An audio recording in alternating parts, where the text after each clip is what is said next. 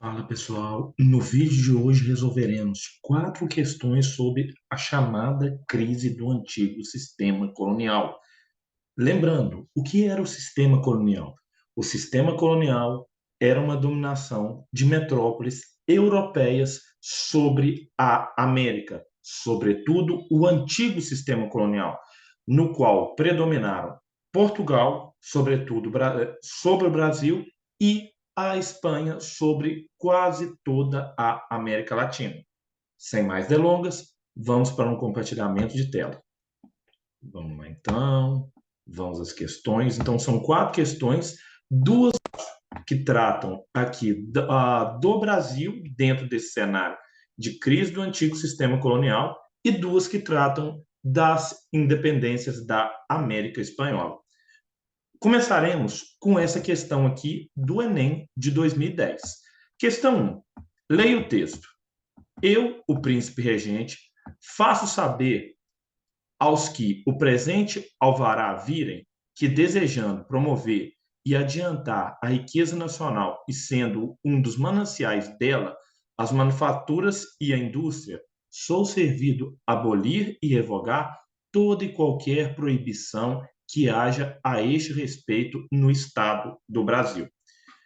O projeto industrializante de Dom João, conforme expresso no Alvará, não se concretizou.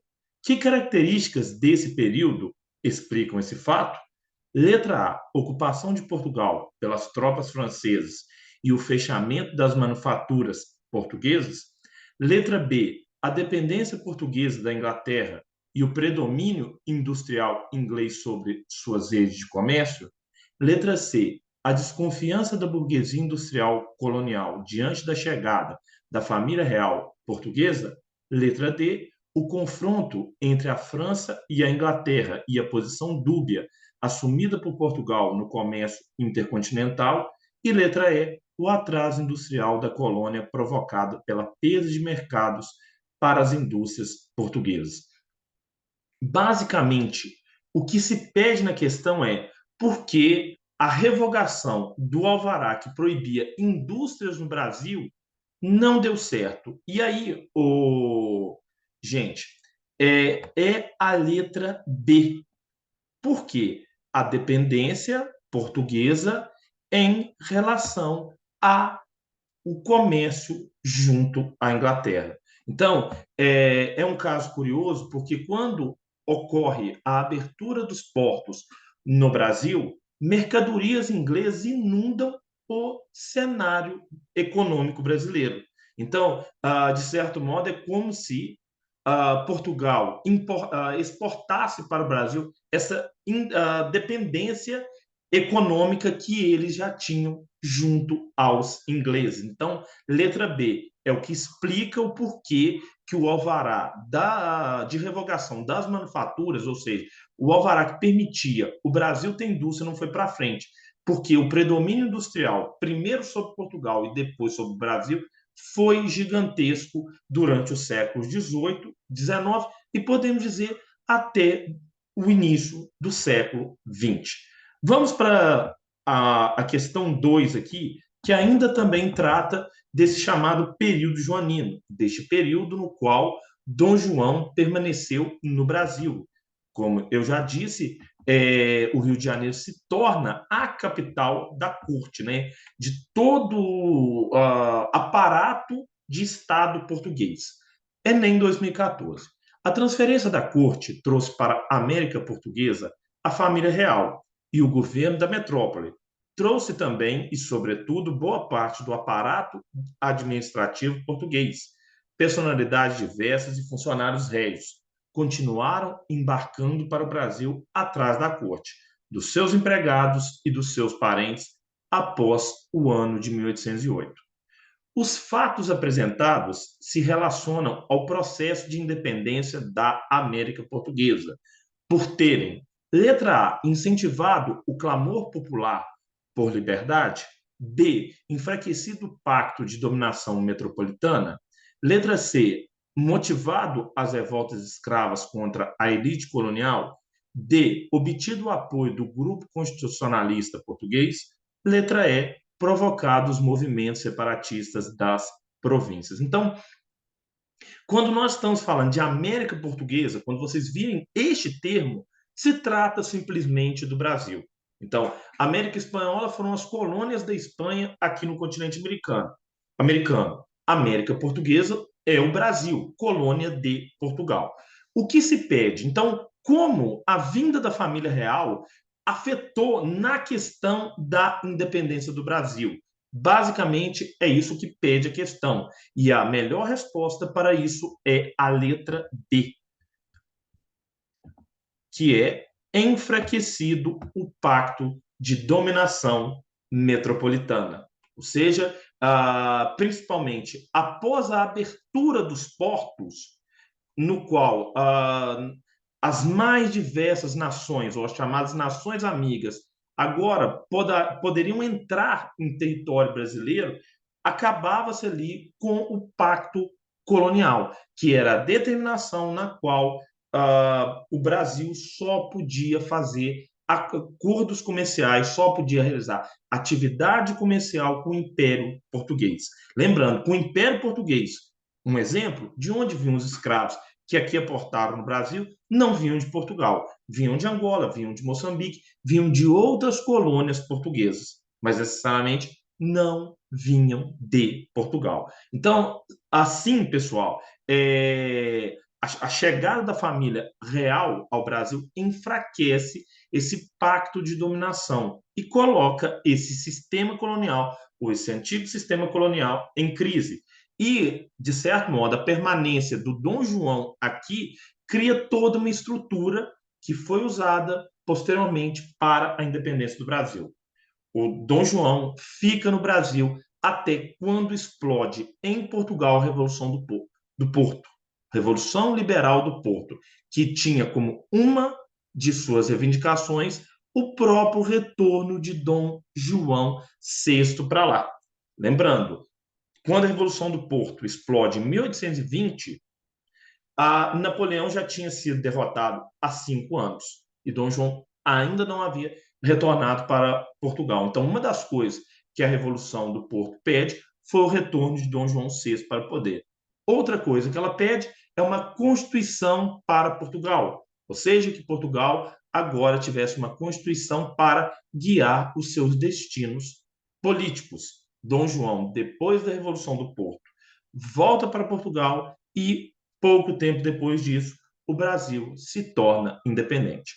Vamos para a questão 3 aqui, agora tratando de uma questão relacionada à independência da América Espanhola e da Faculdade de Medicina de Petrópolis, nos diz o seguinte: o texto a seguir é um fragmento da conhecida Carta da Jamaica, escrita por Simão Bolívar em 1815. Descendo um pouco aqui. E ela nos diz o seguinte: é uma ideia grandiosa pretender formar de todo o novo mundo uma só nação, com um único vínculo que ligue suas partes entre si e com o todo, por ter uma só origem e língua, mesmos costumes e uma única religião. Deveria ter um único governo que confederasse os diferentes estados que venham a formar-se. A carta apresentada, a política que ficou conhecida como pan-americanismo, projetada sobre algumas das nações americanas. Os argumentos sustentados por Bolívar, no trecho citado, consideram os elementos culturais. Letra A, europeus e indígenas. Letra B, africanos e indígenas. Letra C, africanos apenas. Letra D, indígenas apenas. E letra E, europeus apenas. Então, o que a carta considera, ou de onde estão as raízes culturais desta carta? E as raízes culturais dessa carta estão aqui na resposta da letra E. Então, a gente pode observar que uma única religião, um único governo,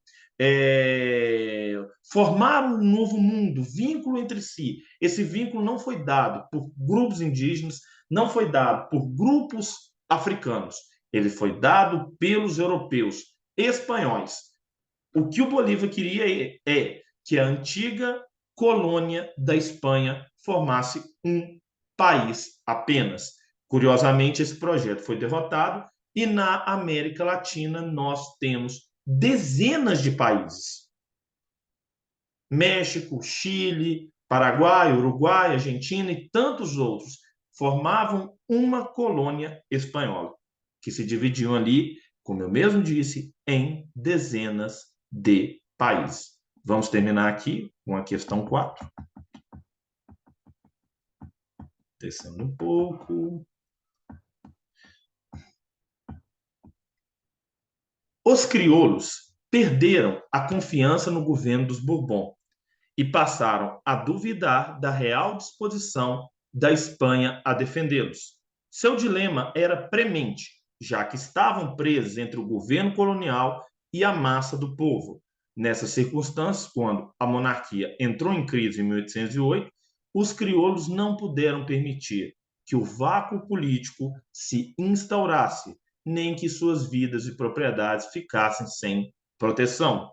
Convencidos de que, se não aproveitassem a oportunidade, forças mais perigosas o fariam, tiveram de agir rapidamente para antecipar-se à rebelião popular. Então, se pede aqui o seguinte: o trecho acima alude à situação histórica da América Espanhola, marcada pela, letra A, grande dívida decorrente da Guerra dos 7 Anos, que levou a metrópole espanhola a reforçar os laços coloniais, gerando indignação e forte resistência por parte dos crioulos. B, a abdicação do rei espanhol frente à invasão napoleônica e pela participação política dos crioulos nas juntas de governo formadas nas colônias nesse período. C, maior rebelião indígena do período colonial, liderada por Tupac Amaru II, que abalou o domínio espanhol e acarretou prejuízos econômicos e financeiros aos crioulos. D, criação dos vice-reinos e capitanias gerais nas áreas coloniais e pela perda do espaço dos crioulos na máquina administrativa criada pela coroa espanhola. Letra E, Revolução Liberal do Porto e pela criação de um governo provisório que convocou eleições gerais para o parlamento, das quais representantes dos crioulos puderam participar. Então, nesse caso, lembrando, quem eram os crioulos? Os crioulos eram filhos de espanhóis nascidos no continente americano. Eles ocupavam cargos econômicos de relevância, tinham terras, tinham escravos, mas não possuíam poder político além dos cabildos, que seriam o órgão local de governo. Um equivalente nos dias de hoje a uma Câmara dos Vereadores. Os demais cargos, como os vice-reinados, as capitanias e outros cargos de mais alta patente dentro da América Espanhola, ficava ali com os chapetones. Curiosamente, partindo desses governos locais, partindo desses cabildos, os crioulos vão comandar a independência da América Espanhola. Sendo assim, por que eles comandam? Porque depois da invasão napoleônica, depois que Fernando VII é retirado do poder, eles começaram a guiar seus destinos políticos. Logo, a questão que melhor responde a alternativa é a letra B.